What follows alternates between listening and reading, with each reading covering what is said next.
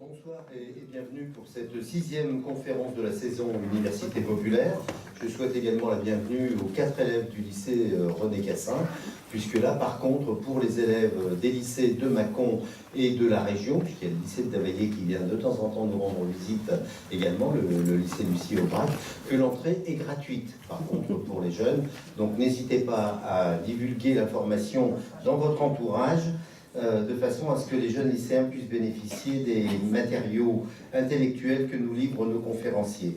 La soirée se déroulera en 5 temps, une introduction du sujet, que je vais essayer de faire le plus court possible, une intervention de 45 minutes de notre invité, Philippe Corcuff, que je remercie également d'avoir répondu à l'invitation de Catherine et d'avoir fait le déplacement depuis Nîmes jusqu'à Mâcon. Cette intervention sera filmée, le président l'a dit, et puis ce soir notre témoin, un seul témoin, on passera 15 minutes avec lui, c'est Sylvain Perrault que le président vient de présenter. Ensuite, durant 30 minutes, vous aurez la parole, et pour prendre cette parole, vous lèverez la main pour demander le micro de façon à ce que votre question ou votre intervention soit audible pour toute la salle. Et enfin, le dernier temps de la soirée, ça sera autour du verre de l'amitié, où nous pourrons poursuivre les échanges et vous pourrez consulter les livres de Jean-Marc Brunier, du Cadran Lunaire, le libraire de Mâcon, qui a apporté quelques ouvrages de Philippe Corcuff. Philippe Corcuff, vous êtes maître de conférence de sciences politiques à l'Institut d'études politiques de Lyon, chercheur au laboratoire de sociologie CERLIS.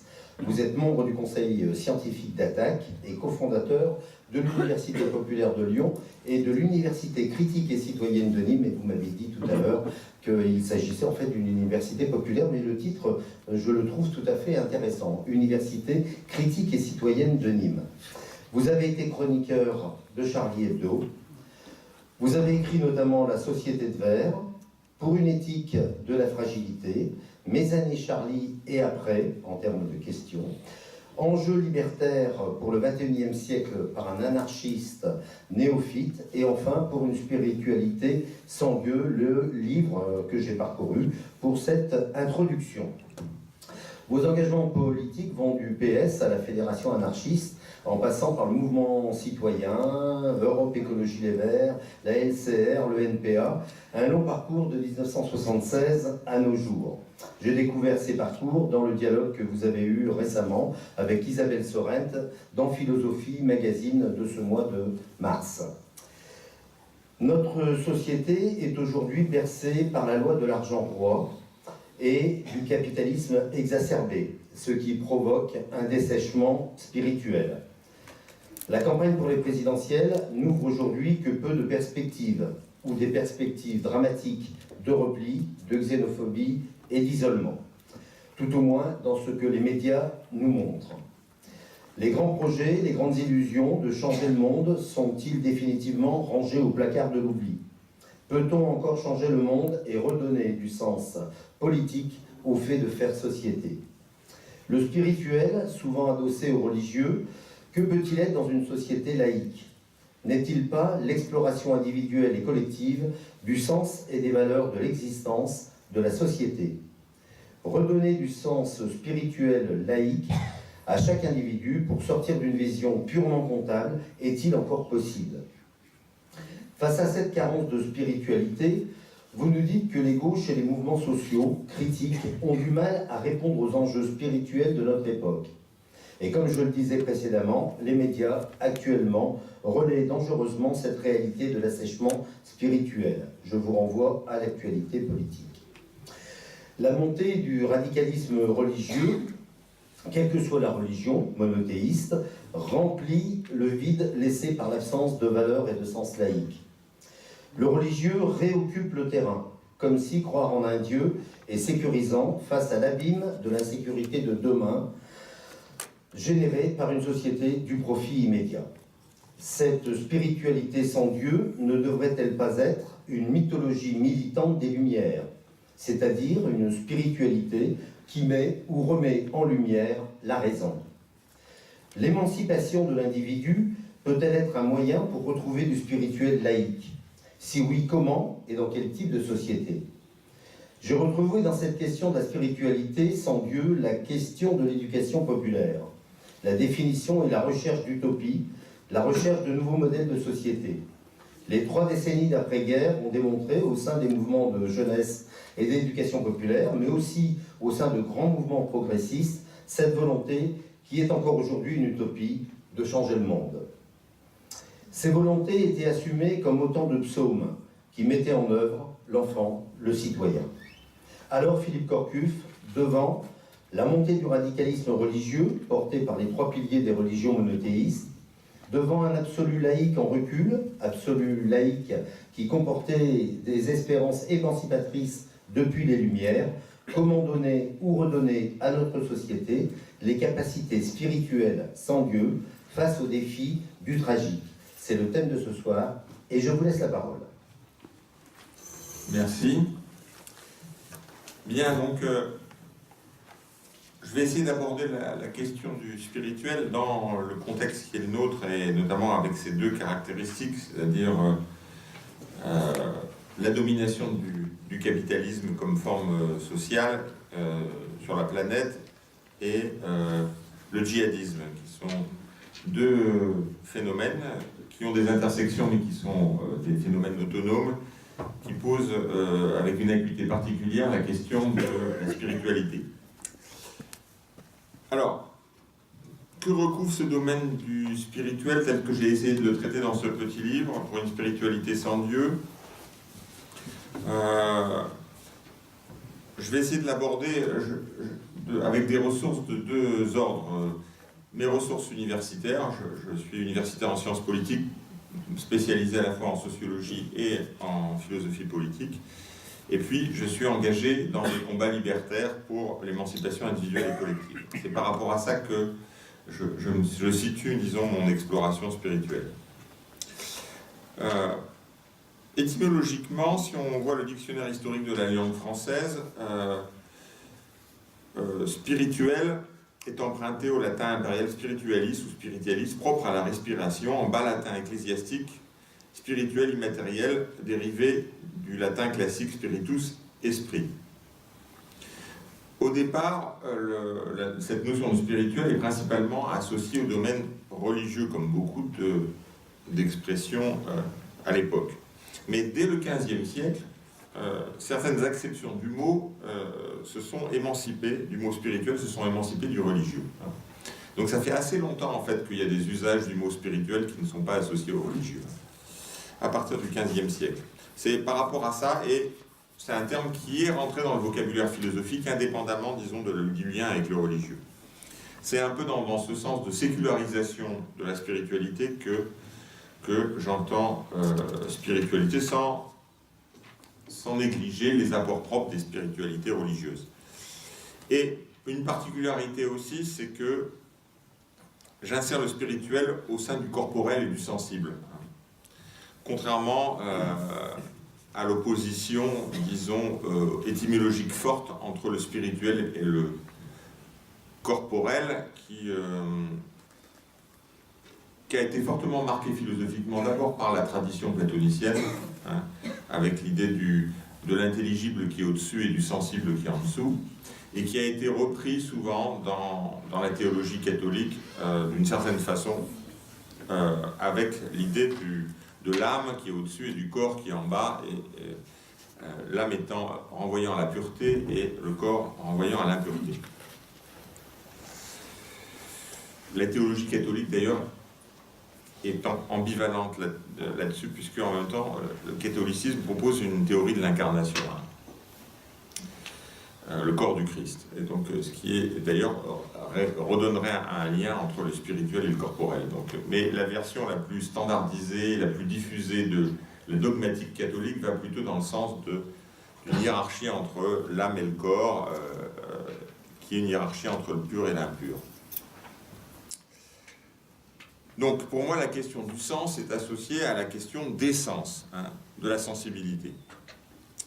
Et donc, j'entends domaine spirituel, de manière simple, comme l'espace des questionnements sur le sens et les valeurs de l'existence humaine. Voilà ce que j'entends par spirituel. Et donc, si on pense le spirituel comme l'espace des questionnements sur le sens et les valeurs de l'existence humaine, ça suppose de ne pas le lier nécessairement aux religieux. Alors c'est un espace qui a longtemps été occupé dans l'histoire des sociétés humaines par des cadres religieux, polythéistes puis monothéistes, mais aujourd'hui il ne passe pas nécessairement par ces cadres religieux.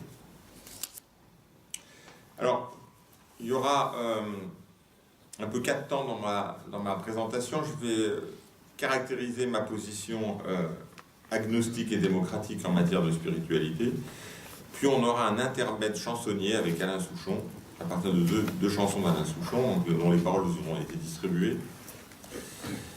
Puis on se posera la question de la redéfinition des Lumières aujourd'hui, les Lumières du XVIIIe siècle, et on finira sur la question du rapport entre une éthique de la fragilité et le djihadisme. Alors tout d'abord, ce que j'appelle un sentier agnostique et méthodologique pour une spiritualité démocratique.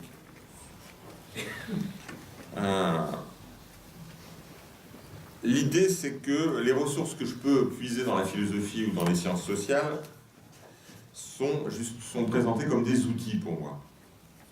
Et donc, des outils, ça vise à essayer de formuler des questions et des problèmes. C'est pas quelque chose qui nous permet nécessairement de immédiatement donner des réponses. Cette idée que le principal, c'est l'outil, et donc la formulation des questions, et que la question des réponses vient après, est redoublée par le fait que nous sommes dans une société à idéaux démocratiques, qui se définit comment?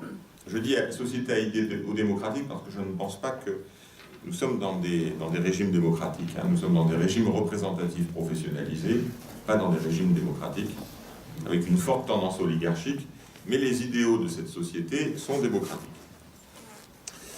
Dans ce cadre démocratique, l'égalité et la participation de chacun aux solutions est posée au départ, même si l'inégalité et l'oligarchie dominent les sociétés contemporaines. Et donc, à partir de ces idéaux démocratiques, il est peu légitime que les réponses appartiennent à une élite qui serait, par exemple, une élite intellectuelle supposée plus intelligente. Donc, un intellectuel professionnel comme moi, s'il veut prendre au sérieux ces idéaux démocratiques, et notamment ce double idéal qui est pas souvent bien perçu dans la démocratie, qui a une dimension que j'appellerais libertaire, c'est l'association entre l'autogouvernement de soi et l'autogouvernement des collectivités humaines. Souvent, on entend par démocratie surtout l'autogouvernement du peuple, l'autogouvernement des collectivités humaines. Chez les grands théoriciens démocratiques, à partir de Rousseau, mais dans les théoriciens de la démocratie américaine aussi, l'autogouvernement du peuple dépend de l'autogouvernement de soi. C'est-à-dire que le peuple peut se gouverner si les individus peuvent se gouverner eux-mêmes par la raison. Et que donc il y a une forte dimension individualiste dans la vision démocratique, qui est souvent oubliée dans une vision assez collectiviste des choses, qui oublie que l'autogouvernement du peuple suppose l'autogouvernement de soi, et donc une forte dimension individuelle. Si on prend au sérieux ce double idéal d'autogouvernement de soi et d'autogouvernement du peuple, l'intellectuel professionnel ne peut pas proposer des solutions que d'autres auraient plus qu'à adopter. C'est pour ça que je conçois le livre, contrairement à d'autres approches du domaine de la spiritualité laïque, athée, sans Dieu, etc., qui existent. Je pense que je fais une critique d'un livre d'André de Comte-Sponville dans cet ouvrage. Souvent, ces approches dominantes, en fait, proposent des solutions, les solutions à adopter, les réponses. Bon.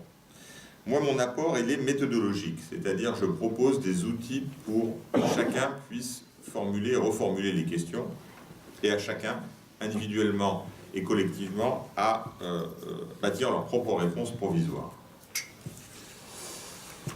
Donc, vous ne trouverez pas dans ce livre donc, des réponses, mais des outils pour reformuler les choses. Alors, démocratique, donc, les sentiers spirituels tels que je les envisage sont aussi agnostiques. Alors, souvent, on a une vision assez caricaturale de l'agnostique c'est un peu l'idée qu'en matière religieuse, ça serait un peu comme un normand, peut-être ben oui, peut-être ben non. Ce qui est à la fois un préjugé sur l'agnosticisme et sur les normands.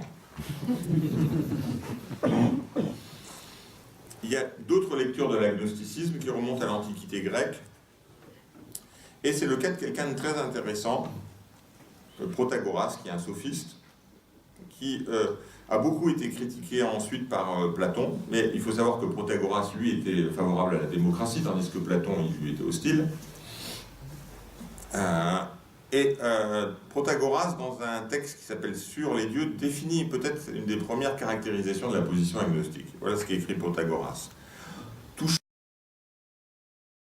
les dieux, je ne suis pas en mesure de savoir ni s'ils existent, ni s'ils n'existent pas plus que ce qu'ils sont dans leurs aspects.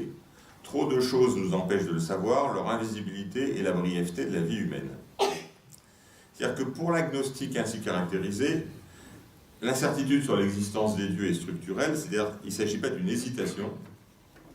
C'est pourquoi la question est mise entre parenthèses. C'est-à-dire qu'au lieu de ce qu'on croit souvent une hésitation permanente, il s'agit, disons, de mettre entre parenthèses la question définitivement d'une certaine façon. Alors on peut mettre de manière suggestive en rapport cette analyse avec un autre fragment célèbre de Protagoras, beaucoup plus célèbre dans ses discours terrassants, où Protagoras écrit « L'homme est la mesure de toutes choses pour celles qui sont de leur existence, pour celles qui ne sont pas de leur non-existence. » Ce qui peut signifier, dans une logique démocratique, que l'évaluation des choses humaines ne peut relever que de référents humains et non d'absolus. Donc, ce qui est donc assez logique dans une approche démocratique non élitiste de la cité. Et donc la logique démocratique de Protagoras, elle est assez bien associée à sa logique agnostique. Ça ne veut pas dire que l'agnostique ne se pose pas, mettant entre parenthèses la question de Dieu et des absolus en général, ça ne veut pas dire qu'il ne se pose pas des questions afférentes au sens et aux valeurs de l'existence humaine. Donc il y a une place pour une spiritualité agnostique. Cette spiritualité agnostique, elle n'est pas par définition religieuse, elle n'est pas pour autant anti-religieuse. En tout cas, telle que je la conçois. C'est-à-dire qu'elle ne combat pas les religions, elle est simplement sensible, on le verra tout à l'heure avec une des chansons d'Alain Souchon, aux dangers oppressifs et meurtriers qui peuvent s'inscrire dans les religions, dans les cadres religieux. Que ce soit l'Inquisition hier ou les fondamentalismes islamistes aujourd'hui. Donc une telle spiritualité agnostique délimite donc un espace de pluralisme, de tolérance et de dialogue avec d'autres spiritualités. C'est-à-dire, premièrement, aux croyants qui ne cherchent pas à imposer aux autres et à inciter leurs croyances, et aux athées qui ne s'échinent pas à pourchasser la moindre trace de spiritualité religieuse en considérant que ceux qui croient quelque chose sont aliénés, des malades qu'il faudrait soigner. Et donc c'est ça que je définis comme un espace de dialogue transspirituel, entre des spiritualités agnostiques, athées et religieuses, qui pourraient explorer la question du sens et des valeurs de l'existence. Et donc ça ne concerne pas tout le monde, puisque ça élimine, disons, les croyants intégristes, mais aussi les athées intégristes. Et donc, un espace proprement spirituel pourrait exister entre les différentes spiritualités, un espace transspirituel qui pourrait être caractérisé comme laïque si on prend laïcité au sens de l'esprit de la loi du 9 décembre 1905 sur la séparation des églises et de l'État, puisque la laïcité ainsi formulée affirme en premier lieu la liberté de conscience et le pluralisme des croyances et des incroyances dans le cadre de règles républicaines partagées. C'est une vision tolérante de la laïcité qui a tout particulièrement incarné le socialiste Jean Jaurès dans les débats parlementaires qui ont précédé la loi. Ce type de débat transspirituel est tout à fait envisageable. Je l'ai testé récemment avec un jeune universitaire croyant musulman à Westséniger dans un dialogue qui a été publié en février en 2 parties sur un site musulman, ouma.com. Et d'ailleurs ce dialogue va sans doute se prolonger dans un livre auquel sera associée la romancière Isabelle Sorante et puis un théologien catholique anarchiste.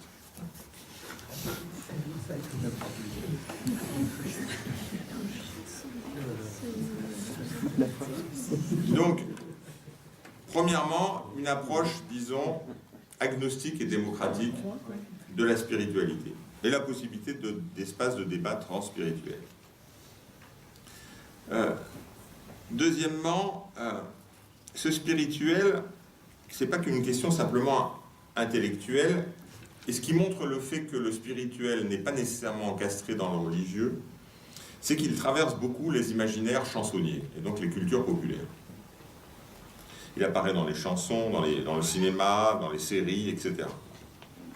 Et donc, pour donner un exemple de la façon dont dans les cultures populaires on peut d'une certaine façon avoir une certaine profondeur spirituelle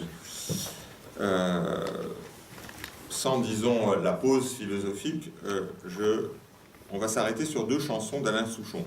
Bon, les paroles vous ont été distribuées. Alors on peut commencer par la première qui est Foule sentimentale, qui est sans doute une des plus connues et qui date de 1993.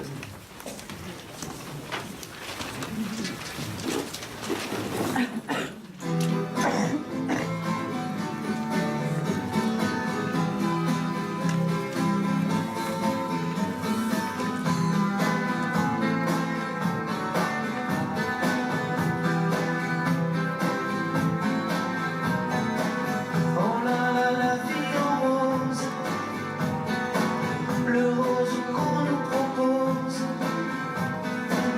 d'avoir les gants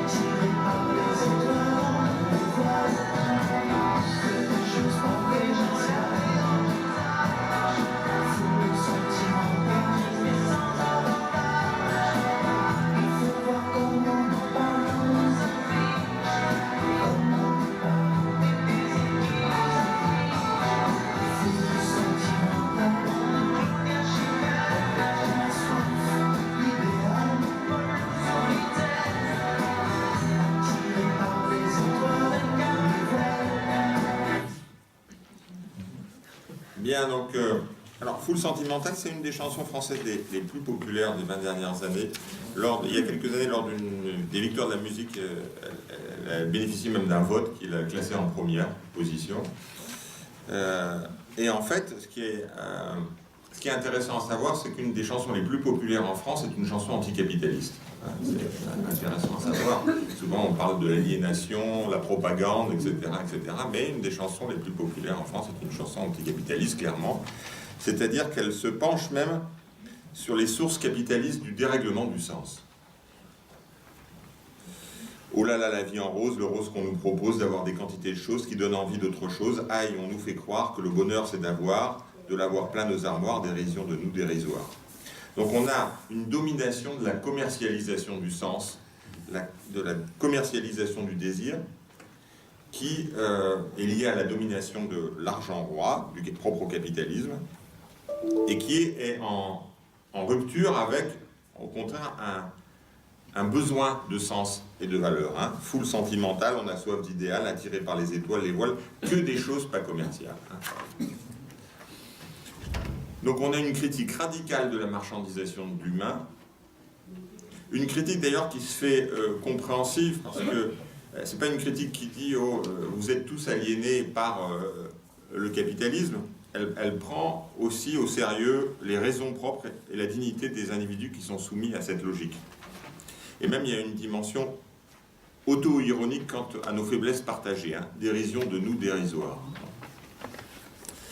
Voilà une première approche, c'est-à-dire un des premiers éléments du contexte. Le capitalisme, l'argent roi comme dérèglement du sens et comme en rupture, en décalage avec au contraire une attente de sens qui existe, disons, dans la population.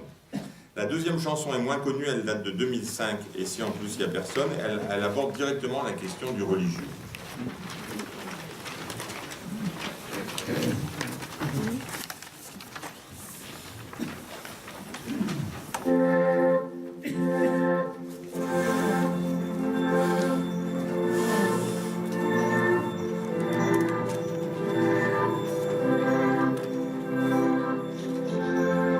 Abderrahmane, Martin, David.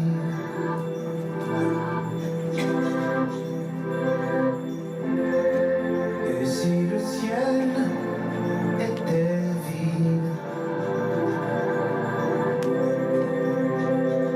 tant de processions, tant de têtes inclinées, tant de capuchons, tant de peurs souhaitées, tant de démagogues, de temples, de synagogues,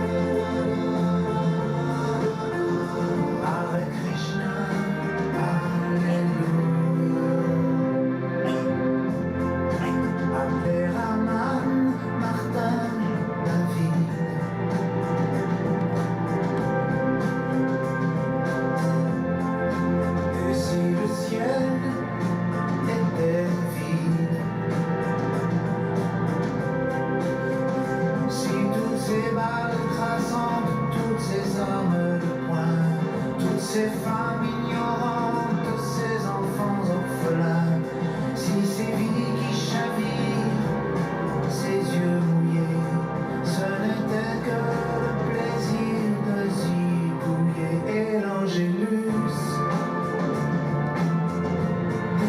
qui les hommes. Et si en plus il n'y a personne, et l'angélus qui les hommes.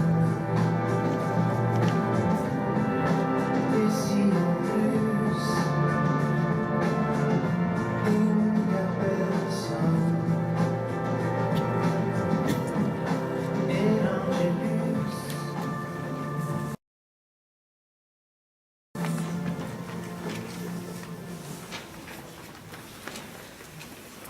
Bien, donc cette seconde chanson envisage directement les phénomènes religieux, mais dans leur ambivalence.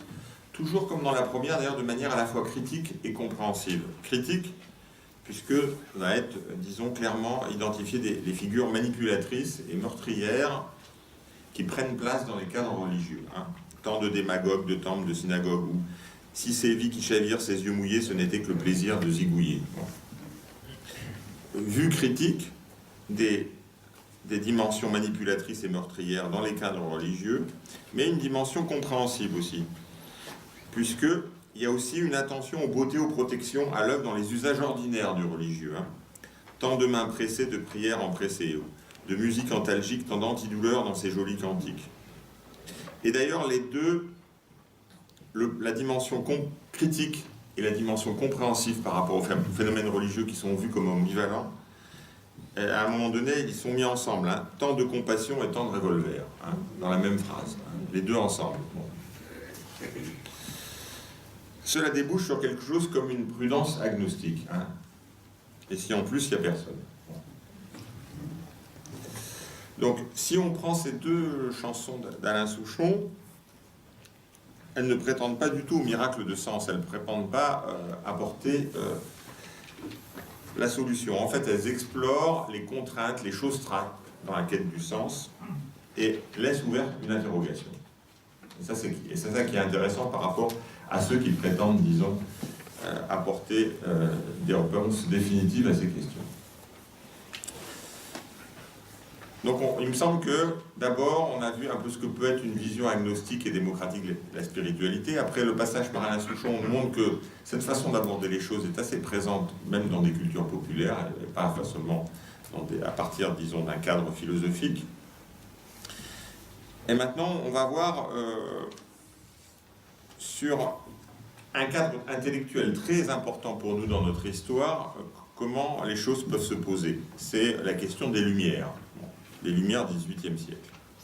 Ce que j'appelle des lumières tamisées contre les lumières aveuglantes.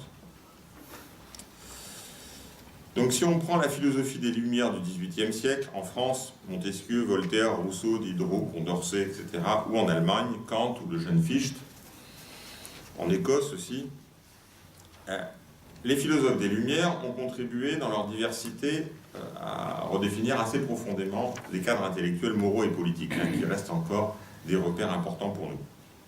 Elles ont prôné des valeurs cardinales hors de cadre religieux, comme la commune humanité, chaque humain est humain au même titre, la raison critique, le progrès, l'émancipation. Et donc, elles ont constitué des ressources dans les mouvements complexes qui ont caractérisé d'abord la Révolution américaine, puis la Révolution française. Puis elles ont alimenté aussi, à partir du XIXe siècle, la naissance, le développement du mouvement ouvrier et socialiste. Et donc ce qu'on appelle souvent du terme la modernité au sens occidental est souvent associé à cette vague à la fois philosophique et politique. Alors un des problèmes, c'est de savoir si on doit hériter des Lumières telles quelles ou les récuser à cause des parts d'ombre qu'elles portent en elles. C'est un débat qui est assez courant, disons, dans l'espace intellectuel, qui prend souvent cette forme manichéenne. les Lumières telles quelles, ou l'abandon des Lumières, hein, qui serait, disons, simplement un masque de la domination. C'est ce type de manichéisme dans lequel nous a entraîné récemment un entretien de la philosophe Elisabeth Badinter. C'est un entretien publié dans le journal Le Monde du 18 octobre 2013. Et le journaliste qui interroge Elisabeth Badinter, Jean Birnbaum, voilà, lui pose cette question. Ce lien entre les Lumières et les catastrophes du XXe siècle, n'est-ce pas un point que vous-même ne faites qu'effleurer? Donc, est-ce qu'il y a un lien entre les catastrophes du XXe siècle et ces Lumières qui l'ont précédé? Elle répond de manière, sous une forme de, ce qu'appellerait de dénégation dogmatique.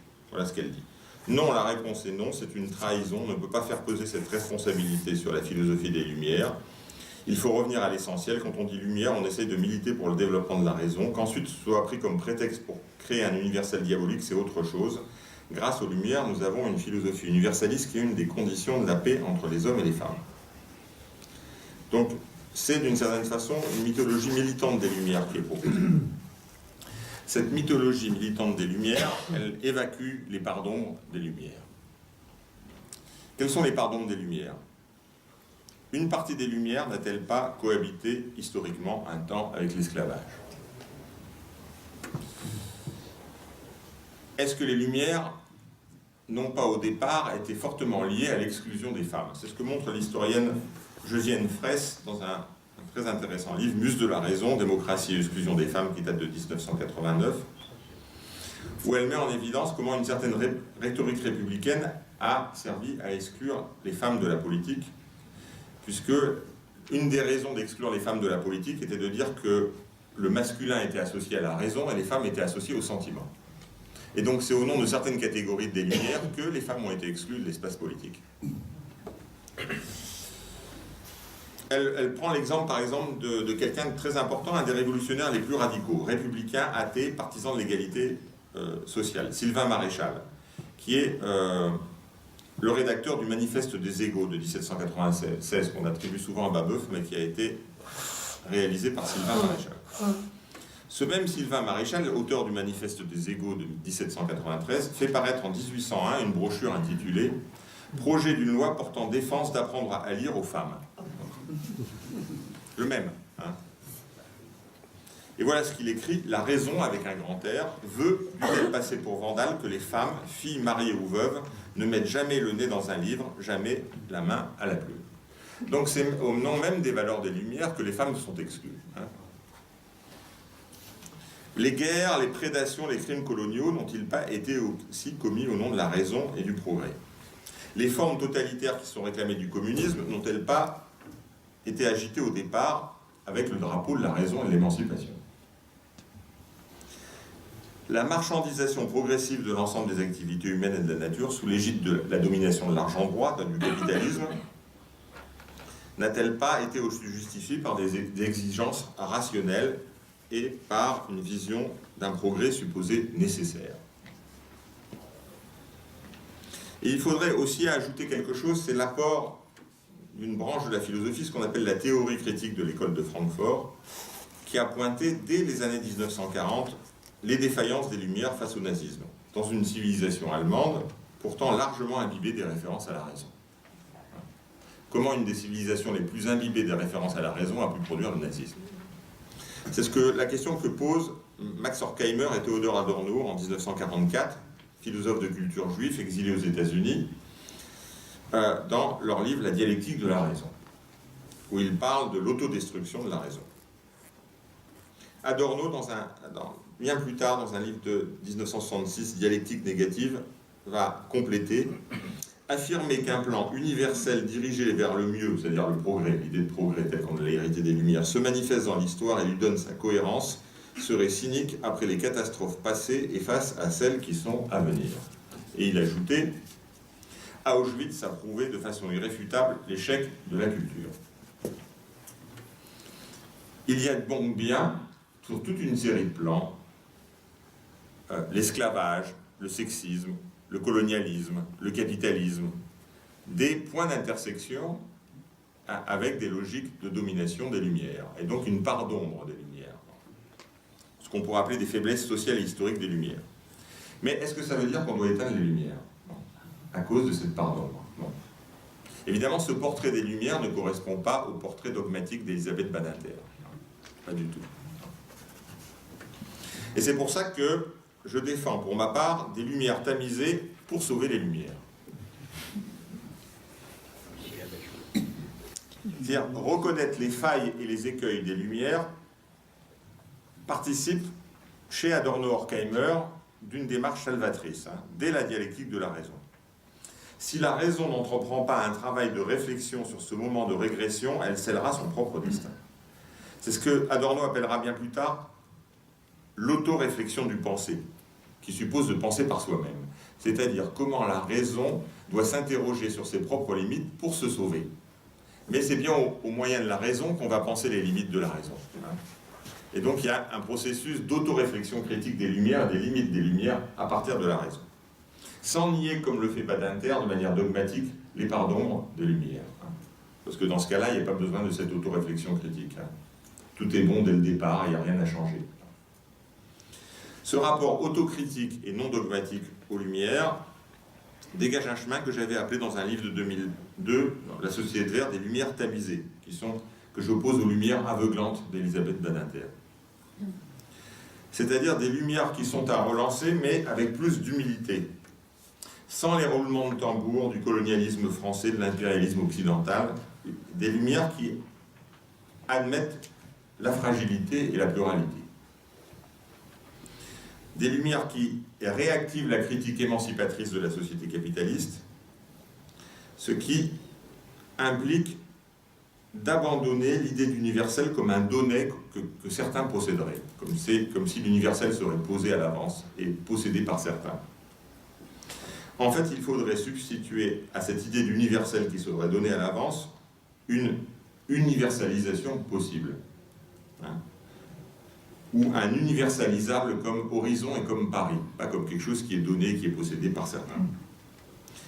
Universalisable qui est adossé à des acquis partiels, comme par exemple les droits humains qui sont reconnus par l'ONU au niveau mondial. Et aussi à une inquiétude éthique. L'inquiétude éthique, c'est les choses toujours possibles, susceptibles de renaître à partir de l'usage de la raison.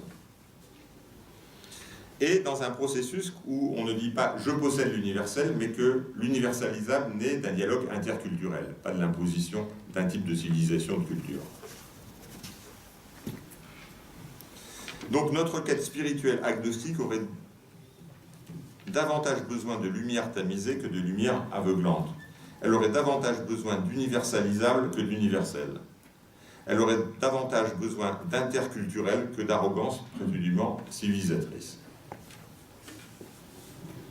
Voilà donc un cadre, un socle important intellectuel et politique à partir duquel cette approche, disons, méthodologique de la spiritualité peut s'exprimer.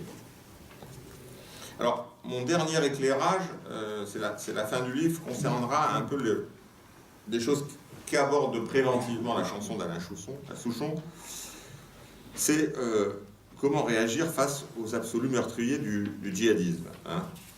Et notamment cette actualité ouverte par les attentats de novembre 2015. Il s'agit bien dans ces attentats de criminels qui usent de références religieuses, cherchant dans le sang d'infidèles une pureté et dans leur propre mort une rédemption. Et par-delà ces événements dramatiques, c'est un problème plus global, qui a bien mis en évidence le journaliste dont je vais parler tout à l'heure, Jean Birnbaum, du Monde des Livres, dans un livre qu'il a fait paraître en 2016, Un silence religieux, sous-titré « La gauche face au djihadisme ». Et ce que indique Birnbaum, c'est que l'islam politique apparaît comme la seule cause pour laquelle des milliers de jeunes sont prêts à braver la mort à l'autre bout du monde. Un phénomène important à noter. Et il fait le parallèle intéressant avec ce qui s'est passé avec la guerre d'Espagne dans les années 30. Alors, il ne faudrait pas forcément dire la seule cause, mais la principale cause. Et il faut savoir que islam politique ou islamisme, ça renvoie à des réalités composites. Ça renvoie à des conservatismes autoritaires mais modérés, comme le type d'islamo-conservatisme qui est au pouvoir aujourd'hui en Turquie, à des logiques, disons, brutalement tyranniques et meurtrières, comme ce qu'on appelle le djihadisme. Je pense qu'il faudrait utiliser le terme plus précis de violence fondamentaliste. Enfin, c'est important à noter que la violence fondamentaliste constitue dans notre monde une des rares causes pour laquelle des jeunes peuvent vouloir mourir aujourd'hui, se transcender, comme ça a été le cas pour les espérances révolutionnaires jadis. Donc le surgissement sanguinaire du religieux, y compris dans des sociétés que l'on croyait plus sécularisées, se pose justement le problème de la spiritualité. C'est-à-dire, ça a un rapport avec les dérèglements du sens et la quête du sens. Birnbaum, d'ailleurs, dans son livre, interprète l'islamisme comme un symptôme d'une léthargie spirituelle. C'est-à-dire que peut-être que l'islamisme ou la violence fondamentaliste est une des réponses au dessèchement du sens dans nos sociétés. Une des réponses possibles.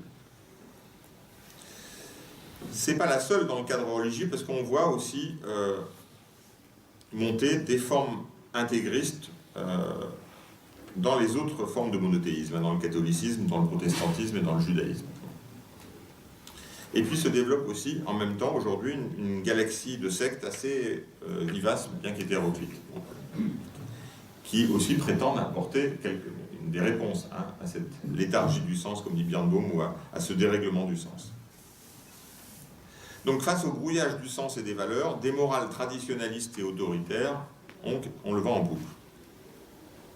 Et un des problèmes, c'est que des réponses proprement spirituelles n'apparaissent pas clairement du côté des milieux athées, agnostiques, croyants, qui sont attachés à des valeurs humanistes, émancipatrices et progressistes. Et c'est comme si les réponses, disons, politiques mettaient de côté ou ne posaient pas cette question spirituelle. Pour beaucoup de raisons. Ne serait-ce que parce que les valeurs humanistes portées par le mouvement ouvrier et la gauche longtemps dans notre pays se sont aussi construits à travers des choses qui sont différentes, mais et toutes qui peuvent avoir leur légitimité. L'anticléricalisme, l'athéisme et la défense de la laïcité, qui sont trois choses différentes, mais qui ont joué les trois un grand rôle dans la constitution de cet espace. Et cet espace a fini par penser que le spirituel appartenait au religieux, a fini par à ne pas proposer des dimensions proprement spirituelles. Et donc, il n'y a pas de réponse, en tout cas, sur ce plan, du côté politique. Alors que c'est bien ce type de réponse politique que propose le djihadisme. C'est bien une réponse politique sur ce terrain. C'est un tel enjeu spirituel que j'ai essayé de commencer à problématiser dans mon livre, et aux morales de l'absolu, j'oppose donc une éthique de la fragilité.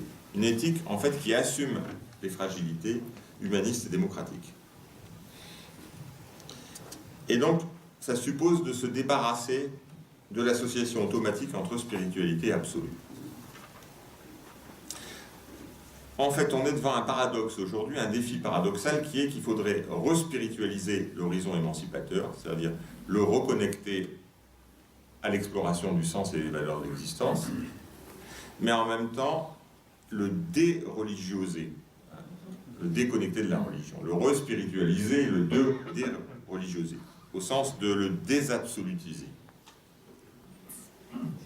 En fait, il faudrait plus de spiritualité au sens de l'espace de la quête individuelle et collective du sens et des valeurs, et moins de religiosité, au sens de la domination d'absolu. Alors, on peut me rétorquer que il y aurait une faiblesse particulière de cette position par rapport justement aux revendications d'absolu. Est-ce que les fragilités humaines peuvent casser les briques de l'absolu ? Est-ce que les fragilités humaines n'ont pas perdu d'avance leur pari spirituel devant la force potentielle des promesses d'au-delà ? Pas nécessairement, pourquoi? Parce que ces fragilités humaines sont profondément ancrées dans la vie ordinaire, dans l'expérience quotidienne, dans ses aléas, ses repères, ses joies, ses mélancolies, ses fidélités, ses ruptures, ses habitudes, ses ouvertures, ses familiarités, ses moments inédits, à la fois ses états de solitude et ses plaisirs de mise en commun. Et donc ces fragilités ont aussi leur grandeur propre et leur enracinement dans nos vies. Et donc elles sont très présentes dans nos vies, mais c'est comme si elles ne constituaient pas la matière d'un cheminement spirituel alternatif. Alors que, en fait, au lieu d'aller chercher les choses ailleurs, on a sous nos yeux, dans la vie quotidienne, la solution, ou des éléments de solution. Et c'est rarement fait, à présenter ça comme un cheminement spirituel alternatif. En fait, nous sommes forts de nos faiblesses. Hein? Il s'agirait d'endosser nos failles individuelles et collectives, non pas pour prétendre s'en défaire complètement au nom d'une pureté ou non d'un absolu, mais pour développer ce que j'appelle une mélancolie joyeuse, hein, dans l'auto-ironie. Hein, c'est le dérision de nous dérisoire d'Alain Souchon. Et nous retrouvons, d'ailleurs, je parle de mélancolie parce que nous retrouvons ici la définition du mot mélancolie au cours des Lumières. C'est la définition du mot mélancolie qui est donnée dans l'encyclopédie de Diderot et d'Alembert au XVIIIe siècle. Voilà comment on définit la mélancolie de manière assez différente de la façon dont elle était définie avant l'encyclopédie. C'est le sentiment habituel de notre imperfection. Voilà comment la première phrase de définition du mot mélancolie dans l'encyclopédie de Diderot et d'Alembert. C'est le sentiment habituel de notre imperfection. C'est-à-dire, c'est le sens de nos fragilités, la mélancolie. En fait, cette force quotidienne des imperfections assumées et partagées fait davantage signe, d'ailleurs, dans nos sociétés, du côté de ce qui a été défini comme féminin, plus exploratoire, tâtonnant, que ce qui a été asséné, disons, virilement comme la force masculine, qui a souvent dominé.